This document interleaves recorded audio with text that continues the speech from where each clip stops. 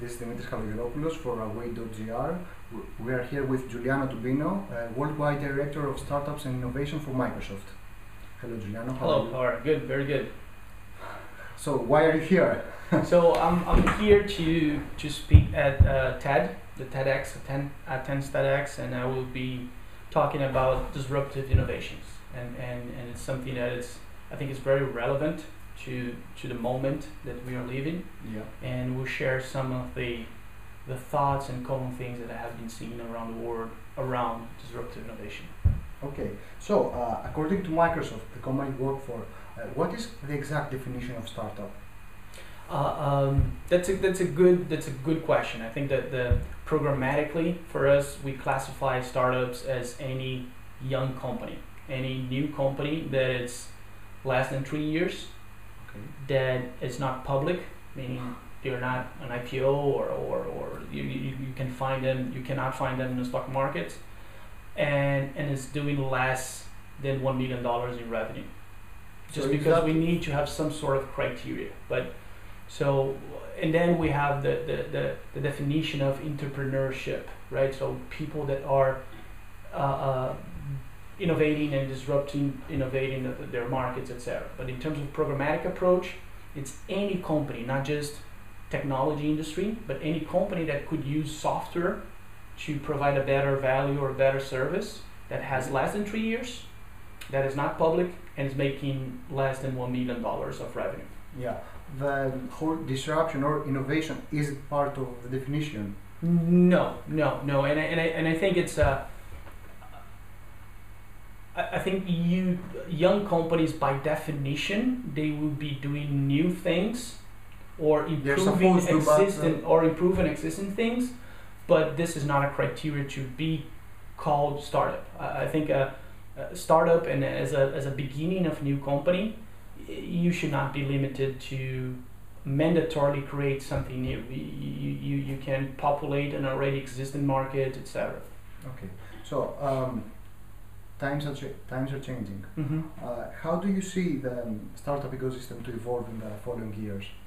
I think we are in the middle of a very interesting time, and the presentation tomorrow, one of the things that I will mention is it's a sentence from Charles Dickens that looks like and sounds like the headline of economic newspaper, which is, it was the best of times, it was the worst of times. So we are living right now definitely tough times, but we are also living the best of times, in the sense that it's almost like a reset in the economy, because there are some areas that are doing not so well, but there are some areas that are flourishing, and so it depends on your market. It depends on the market, depends on the stage of the market, and it depends also for your ability to see the market. There are some markets that in theory are doomed, that those are exactly the markets where we need disruptive innovation to change it to something else and getting better. I think startups and young companies are the engine that will take the economies to a better place. Mm-hmm. And how is Microsoft helping everything around that? So through innovation centers? Absolutely. I think there's two main programs that we have that are more broadly available. The first one is the BizSpark program, and that's why also the definition of startups is related to those three things that I mentioned: less than 3 years, less than $1 million, because then they are eligible to apply for BizSpark. And what the BizSpark gives you is three things: access to software and technology, so you have access to virtually all the Microsoft tools and servers and platform for developing solutions for free, support to use these technologies, and visibility. We currently have 45,000 startups worldwide as part of this program. And how many of them are in Europe? In fact, how many of them are not in the US? A little bit more than a third of those companies are in US. So I would say 2/3 are outside US. So it's a really global. It's really a global program. And in fact, we are the growth. It's actually coming from outside US. The bulk of it came from US, but we are seeing a tremendous growth in Latin America, Brazil, and Mexico, in Southeast Asia, China, India, some of the Eastern Europe countries as well. So it is Western a global Europe program. is part of this. Yes, yes. I mean, and by part I don't mean if you support it, but if there are actually ideas there. And there's companies. It's very interesting the differences of startups that you see in all of those things. Like the same name startup can mean different things for different economies and markets, right? So there's in some of those the more emerging markets, you will find startups that are the classical next technology, Web 2.0, social media things going on, and there's a bulk of it. But in some markets, like for instance Mexico and even Brazil, you have companies that are doing innovation around old model existing business, almost like production goods. There's several startups that are doing are optimizing manufacture processes or developing a new algorithm that will help research, etc. So I think in Western Europe you have a much more connected innovation side of it. Like they're really improving things that are already existent, where in some of the emerging countries you find still space and gap to do, I don't want to use the word basic things, but core functionality in terms of innovation that are still required. Many people were talking in the US mostly about a second dot-com bubble. This whole conversation has seems to die off now because of the rest of the problems for the world. But what's Microsoft's opinion on that? Was there a bubble or not? Or is there a bubble or not? I think that the cycles are being more and more short. So we used to have pikes and downfalls that would take 10 years or 3 years or 5 years, and now those spikes and downfalls are being so short that the recovery of a possible bubble is also super accelerated. So I don't think, and this is my personal opinion, it's not the Microsoft positioning, but I don't think we are living in a bubble in the same way that we clearly had before. There's absolutely some areas where there's over-investment, and there are some areas where we are under-invested in terms of potential for innovation and potential for new business to come. So is Microsoft, I suppose, supporting all those non-well-invested areas? Microsoft is betting in a few things, but I would say that one of the two biggest areas that we are investing as the first one is the entire mobile space. And with the agreement with Nokia, with the updates and investments that we are making on the Windows Phone operation system, we really believe that this would be an interesting extension of the vision that we had about anywhere, any device, and to have an ubiquitous a platform that doesn't matter what device you have the device and the technology working on our behalf.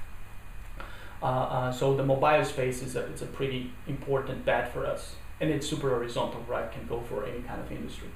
The second one it's really about the cloud, in a sense that this has so many different meanings, and I will try to make the connection, for instance, with the European market and sometimes with Greece.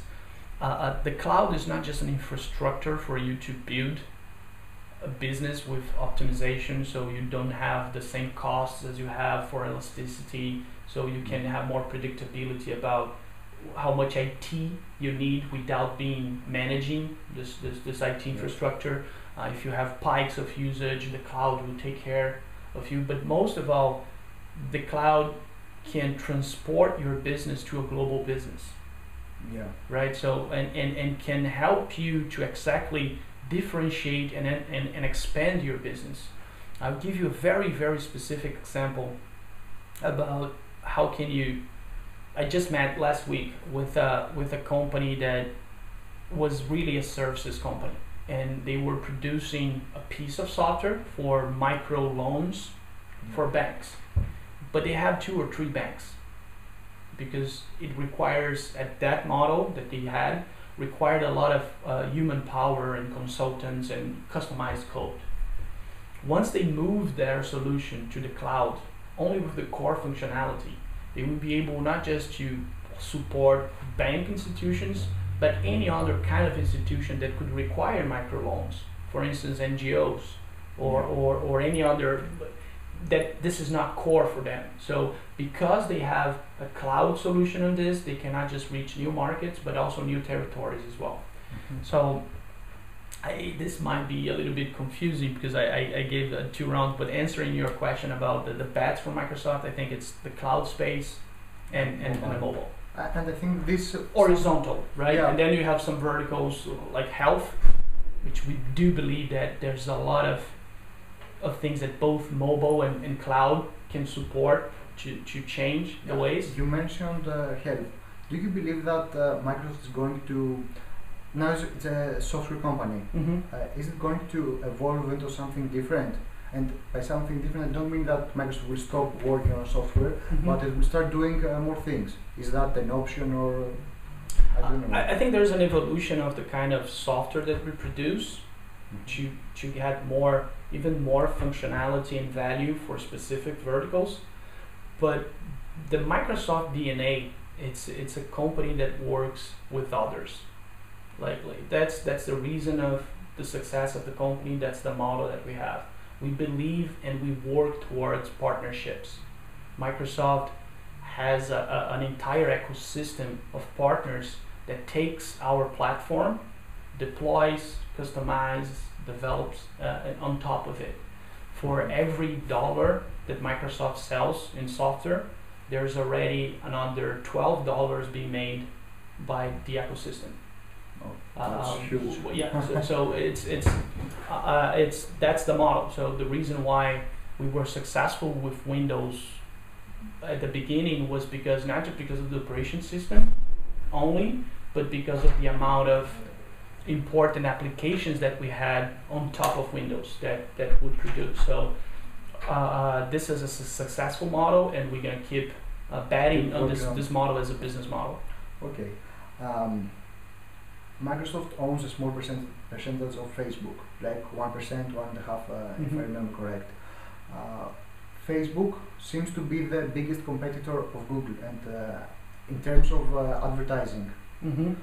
Do you believe that that Facebook can work as a Trojan horse for Microsoft to develop your own advertising system? Because I know Microsoft is also selling some ads, right? Yeah, I think that the partnership with Facebook will be of tremendous importance to push the envelope further in what the advertising business will be and what the search business will be as well, right? We currently have almost like the first generation of search being used, where I don't know if, for instance, you ever heard or used Wolfram Alpha. Yeah, I love it. It's a great example of what search could be as well. And it's not just one model, it's an additional model that for instance, our partnership with Facebook gives you the ability to during at Bing, because we have this partnership, to see when you search for a document, what your friends are telling or what your friends are searching for the same topic as well. So we are integrating, it adds layers and adds dimensions for your search and gives you a much better result. It's not only topic, it's not only the interest graph right now, but it's the social graph. The social graphic and the participation and get mixed, exactly. So I think the integration of those platforms will be a very interesting component of what both advertising business as well as search business based on advertising will be. So we are super happy with the partnership, and we're going to extend that. Okay. Coming back to startups, every single city in the world wants to be the next Silicon Valley. Yeah. Is there really a next Silicon Valley, or Silicon Valley is 100% unique and the other cities need to do something different?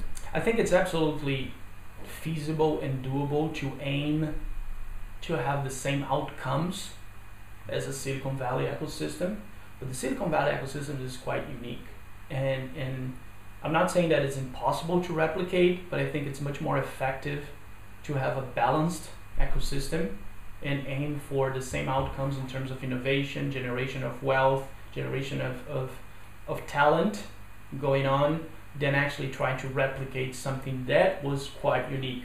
Because you are also not adding the dimension of time. Silicon Valley itself was not created in one day. It was a whole process that became this. I think when we analyze Silicon Valley and other ecosystems as well, you have Israel, that is a very interesting software innovation ecosystem going on. You have some emerging ecosystems happening in Southeast Asia, in Slovenia and Poland, that are quite interesting. In Pakistan, that they are quite unique, but they are both having the software startup ecosystem are having a tremendous impact in terms of number of jobs created, number of new companies created, and number of new solutions and innovations created in each country. So I think that the best approach would be to have a balanced ecosystem, meaning you have the readiness. That means bandwidth, infrastructure, government readiness. You have your talent, that is the investments that the country makes in the right amount of students entering the market, the right amount of research being done, the culture in terms of entrepreneurism and relationship with failure, and how much people are willing to risk it, and how much our students and young generation are leaving the universities to become employees or to actually become entrepreneurs. The fourth category would be existence of financial mechanisms for you to actually innovate and fail and create, etc. So I think the best approach is to take a look in a particular country or market and have this entire ecosystem balanced. You don't need to be the best one in each one of them if you are lousy in the other one, because then you do not create this cycle. But there's one common thing across this diverse group of ecosystems, which is the fact that the job generation nowadays is coming from small and young companies. Yeah. If you analyze the jobs that were created in US in the last 10 years, the net number of jobs were almost 100% created by small companies, not by big companies. But you still work for a big company. I still work for a big company, and that doesn't mean that big companies are bad or they do not produce jobs, but as times becomes harder, they repurpose jobs to do the best bets and the right bets, right? Where a new company, when when we create a new company, it's actually trying to challenge the status quo and innovate in some ways, and it's a quite interesting number and data when you analyze all the jobs that were created across the last 50 years in US, and you see that crisis or no crisis, the number of jobs created by companies with less than 3 years do not fluctuate. They are quite the same. And so it's almost like a message to our governments that if you want to do something about jobs, foster entrepreneurship, help people to create those small companies. Sounds basic, but it's... Yeah, it sounds basic. I agree with you, but here in Greece, and then I don't know what happens in the rest of the world. It's not it's not a common practice. Let me be more specific. Many of the austerity measures in Greece they're trying to cut down they're increasing taxes and they're cutting down salaries. According to what you said, I don't think this is the right way to go in order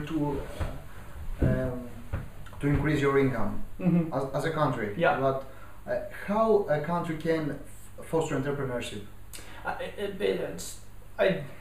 don't want to simplify this too much, but just to be understandable. But there's no playbook to do this, right? Every country starts in a different situation as well, not just faces a different situation, but it's starting from a different situation. But if I could simplify, I would say that we have 5 main pillars that we need to work on. The first one, it's cultural. It's the least data-driven, actionable pillar, which is how people are willing to actually consider entrepreneurship as a career choice, right? And it's almost like a chicken and egg situation, but it's so important. We need to value entrepreneurs, right? And I'm Latin. I'm from Brazil, and my grandparent, when I had my first job, and I was explaining him what I was doing, which was I was opening my first company. He asked me, "Okay, great, but when are you gonna get a job?" Right. So because that was the mentality at the time. You go to college and you work for the government or a bank, and you're set for life, right? Yeah, but and this model doesn't work. Then the government stop hiring, or it's in bad shape. The banks are in bad shape. Then what you do, right? So the first thing is really cultural, and it's hard to measure, but it's so important that we have good examples of successful citizens, in that case Greeks, we need role models. We need people that won because they bet on their own ideas. And it's amazing how 1, 2, 3 examples can do a great difference. The second pillar, I think, it's the education system. In several, which I think the Greek situation is not as bad as you actually might imagine. There are so many broken education systems around the world where the best education up to high school is the private one, and then the best higher education is the public one. But you have an exam in the middle, so only the privileged families can access the good higher education, which I think is not the case here. No, but I think education can play a very important role, in a sense that education needs to prepare the entrepreneurs of the future, and one of the ways that the education system and institution can help, it's actually accelerating failure.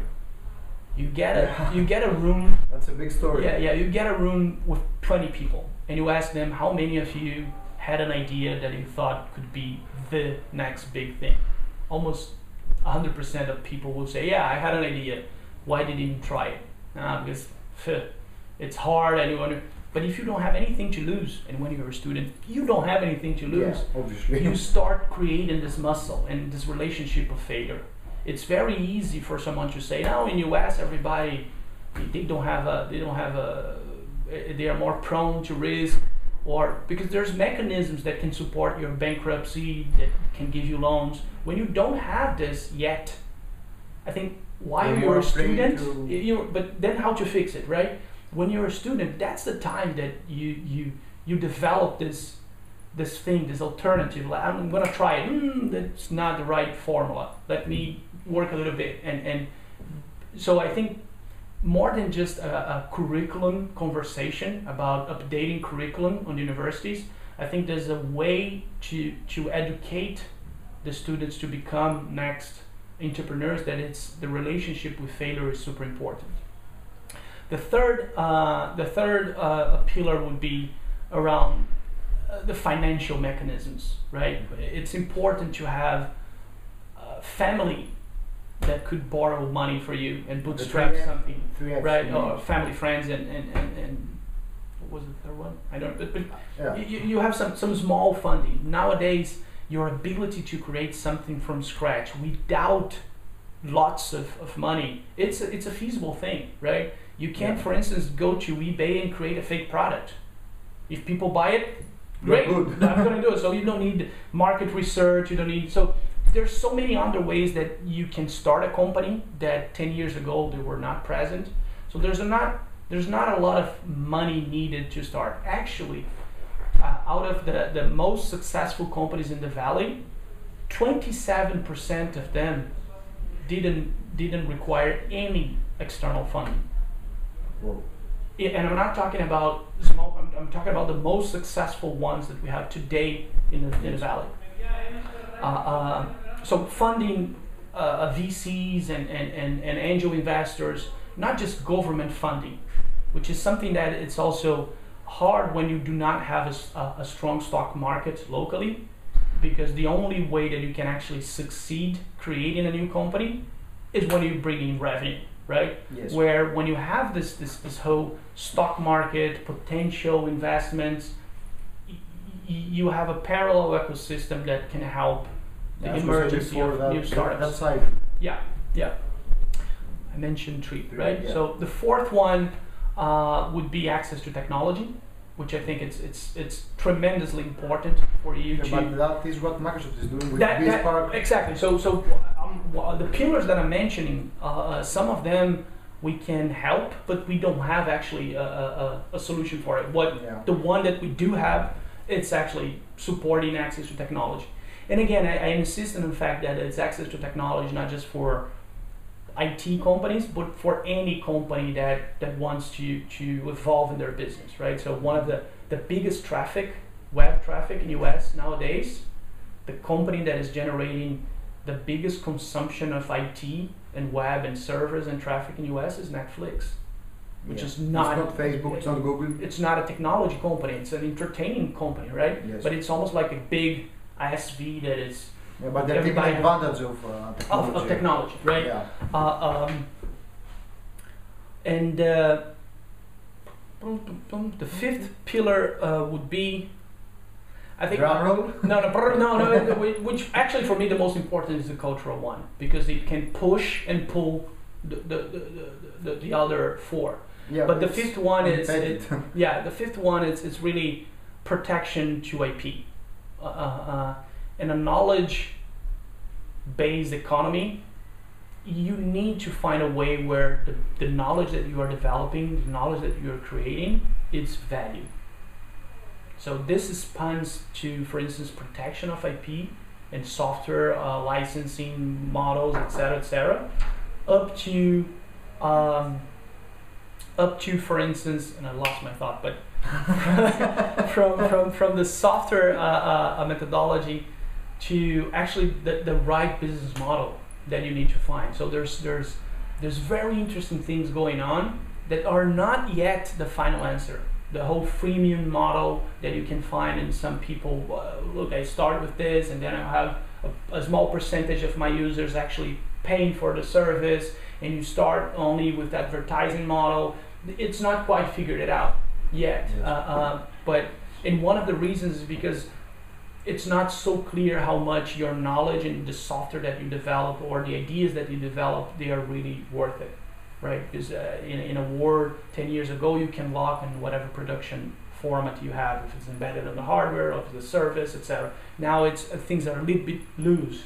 Yes. So this is an interesting pillar. So in summary, it's culture, access to technology, the existence of funding and financial mechanisms, respect and protect for IP policies and the way that you profit or you benefit with the IP that you create.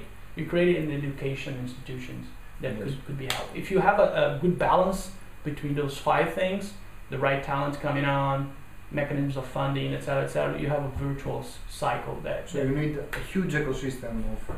It's not only the startup ecosystem or anything, but it is bigger than that. It's bigger than just the startup ecosystem. I think that if this can work for startups, it can. It works for everyone. everything. It works Yes. for the entire country, the entire continent, etc. Even smaller, big companies. Smaller or big. And the other thing that I believe that could be super important is exactly the participation from the big ones. Like what Microsoft is like doing what right Microsoft now, is doing on the technology side, but all the customers, right? And sometimes is again, let's look for replacements. Let's try to think on those five pillars. What you do if you don't have a strong VC ecosystem in your country. I Right. think besides US, there's no really big VC ecosystem everywhere else in the world. It's getting there. You find there's no other ecosystem like US, but you see some countries where there is enough money coming from private sector to invest and to understand that this is a good mechanism for innovation. But what you do when you don't have, right? I think go to US. or don't go to US, right? Well, I think that the private sector engagement is fundamental. You cannot sustain innovation. You cannot generate the impact that we need to do in a sustainable way, depending only in the government to push this. And the government, don't get me wrong, it's a primary piece. They need to be there to control, to locate, to standardize, to guide, but they cannot be the only ones. And if you do not have mechanism from private investment, at least you should have the private engagement. If not with money, with problems. Yes. And so give me the problems. Imagine that you want to foster and your startup scene, right? Dear big companies, give me problems that your current business model cannot address, because either it's a different business model or you were too slow. Nobody likes to admit that. No big companies. Give me a problem where this lean, mean machine can start tackling. And we have so many examples of success when the private party comes and bets on innovation, either with the government stamp or with another big party. One of the innovation centers that we have, for instance, we have 100 innovation centers in 40 countries. It's in Korea. It's actually inside Hyundai. And the reason was Hyundai had a challenge of becoming much more competitive. And one of the things that they prioritized was to have the most advanced infotainment system in the car. If you get any car, you see that you have the GPS, you have the OnStar, you have sensors, you have your CDs, different systems, different technologies. The manufacturer doesn't make a dime on managing this. And there's an opportunity to integrate all of those. But the expertise is hosted by different companies, small companies that will never be able to sell to Hyundai a big project. So what we did was we kind of stamped the quality. We got together 20 companies with Hyundai, and we say those 20 companies will create one single platform. And fast forward 3 years later, now they are releasing a car with a new platform that is composed by expertise of several. Okay, one last question. You mentioned innovation centers around the world. There was an innovation center in Athens, and it's not any longer anymore. What are the criteria to have an innovation center in a city? So we, as far as I know, we moved there's still an innovation center in Athens. We just moved from a place to another place because Microsoft actually refurbished a whole new place. So we were still gonna have it's just being reformed. We just changed the address. Okay. Now, going back to the question, what is the criteria to open an innovation center? With 104 in 42 countries, you can imagine how diverse they are. We have from Uganda to Japan. So they are focused on what really matters for the country to have that balanced ecosystem that I mentioned. So the criteria for us to start working on an innovation center, and innovation centers in general are always a partnership between Microsoft and someone else. Can be a university, can be a government agency, can be a big company. The common need is that the outcomes of an innovation center should be mandatorily measured by one or all the three following things: number of jobs that we are creating, number of companies that we are creating, and number of solutions created by those local companies, and therefore innovation. So it's almost like I'm less concerned about the how-to, as long as we are generating one of those three things that I consider real impact for the local ecosystem. So if you are creating more jobs, if you are creating more companies and making those companies sustainable and successful, and those companies are creating and putting in the market solutions that will help in the productivity, innovation, then you're good. I'm happy. I'm super happy. And that's the biggest concern from the moment zero when people had the idea or the opportunity to open an innovation center. We analyzed a business plan, and we always checked if the outcomes of innovation center will do this. And could be by training people, helping people to prototype, helping people, helping startups. It depends on the market, the resources that we have.